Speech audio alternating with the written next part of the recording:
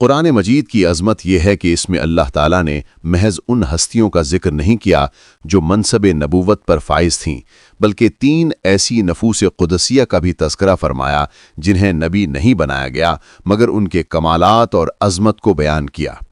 ان میں سے ایک بزرگ ہستی حضرت لقمان ہیں جو تاریخ میں حکیم لقمان کے نام سے جانے جاتے ہیں۔ اللہ رب العزت نے انہیں حکمت، دانشوری اور گہرے علم سے نوازا تھا۔ مردانہ طاقت کے بے شمار نسخے اللہ نے انہیں عطا کیے۔ حضرت لقمان زندگی کے ابتدائی دور میں ایک مالدار شخص کے غلام تھے اور نہایت اخلاص سے اپنے فرائض ادا کرتے تھے۔ ان کی خدمت گزاری، اطاعت اور وفاداری اس قدر غیر معمولی تھی کہ آقا انہیں بے حد عزیز رکھتا تھا۔ آقا کا یہ عالم تھا کہ وہ کوئی بھی غذا اس وقت تک نہیں کھاتا تھا جب تک حکیم لقمان اسے چکھ کر حلال ہونے کا یقین نہ دلا دیتے۔ ایک روز آقا کی میز پر ایک خربوزہ لایا گیا جو بظاہر نہایت خوبصورت تھا۔ آقا نے حضرت لقمان کو آواز دی، اپنے پاس بلایا اور خربوزے کو کاٹ کاٹ کر بڑے پیار سے انہیں کھلانا شروع کر دیا۔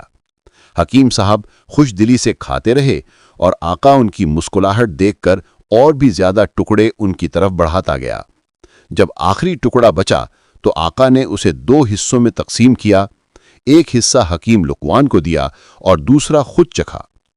خربوزے کا منہ میں جاتے ہی آقا کے چہرے کا رنگ بدل گیا، کیونکہ وہ خربوزہ نہیں زہر تھا جو حد درجہ کڑوا تھا۔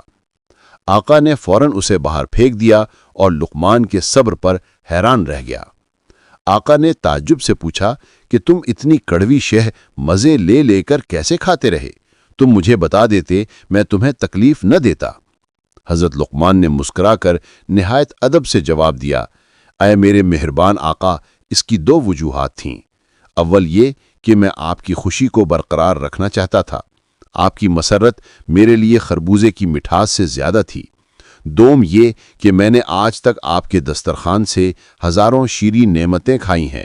ہزاروں نعمتوں کے بعد آج اگر ایک تلخ لقمہ میرے حصے میں آیا تو کیا مجھے اس پر شکوہ کر کے آپ کی محبت اور سخاوت کو شک میں ڈال دینا چاہیے؟ یہ جواب سن کر آقا ان کے فضل و عظمت کا اور زیادہ قائل ہو گیا۔ ایک دوسری روایت میں ہے کہ حکیم لقمان ایک بڑے مجمع میں لوگوں کو واعظ و نصیحت کر رہے تھے کہ ایک شخص ان کے قریب آیا اور انہیں پہچان کر تعجب سے پوچھا، کیا تم فلاں شخص کے غلام نہیں ہو؟ کیا تم میرے ساتھ بکریاں نہیں چرایا کرتے تھے؟ اور کیا تم حبشی نہیں ہو؟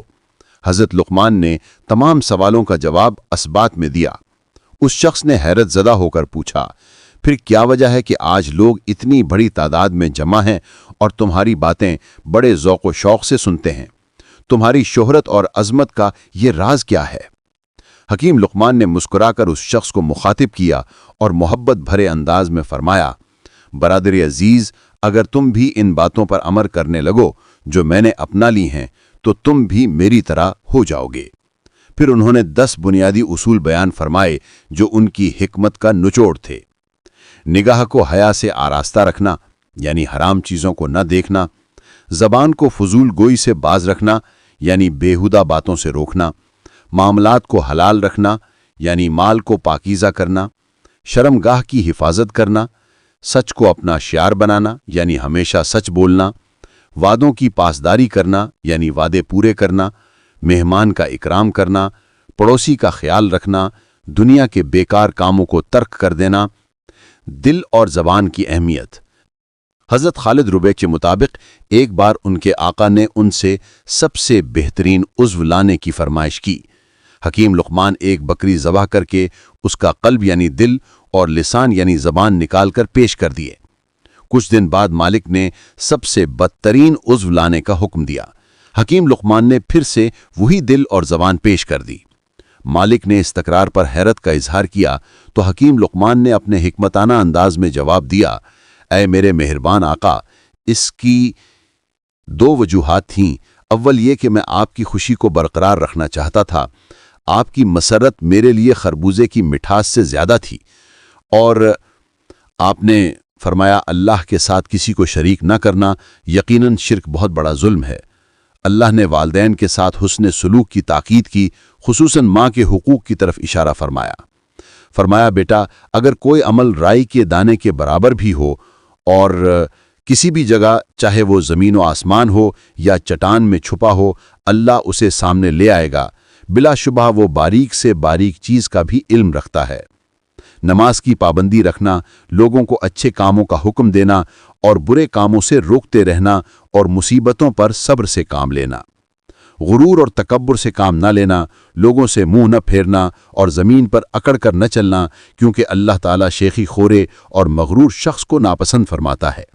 اپنی چال میں میانہ روی رکھنا اور بات کرتے وقت آواز کو نیچا رکھنا، کیونکہ سب سے ناپسندیدہ آواز گدھے کی ہے۔ حکیم لقمان نے 1000 برس کی طویل عمر پائی اور حضرت داؤد علیہ السلام کی نبوت سے قبل وہ بنی اسرائیل کے مفتی تھے۔ آپ کی قبر مبارک رملہ کے قریب مقام صرف پر موجود ہے۔ مردانہ طاقت کے لیے حکیم لقمان مردوں کو روزانہ زیتون کا تیل دودھ میں ملا کر پینے کا مشورہ دیتے تھے۔ دوستوں، مزید ایسی ویڈیوز کے لیے چینل کو سبسکرائب کر لیں۔ شکریہ۔